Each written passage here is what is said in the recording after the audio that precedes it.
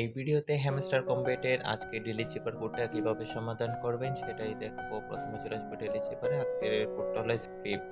স্ক্রিপ্টের প্রথমে এস তোলার জন্য আমাদের 3টা ডট দেওয়া লাগবে। তারপর আছে সি তোলার জন্য প্রথমে একটি ড্যাশ, তারপর একটি ডট, আবার একটি ড্যাশ, আবার একটি ডট।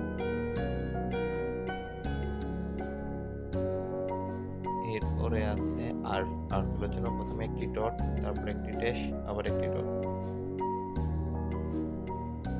তারপর আছে ওয়াই ওয়াই তোলার জন্য প্রথমে একটি ড্যাশ, তারপর একটি ডট, আবার দুটি ড্যাশ।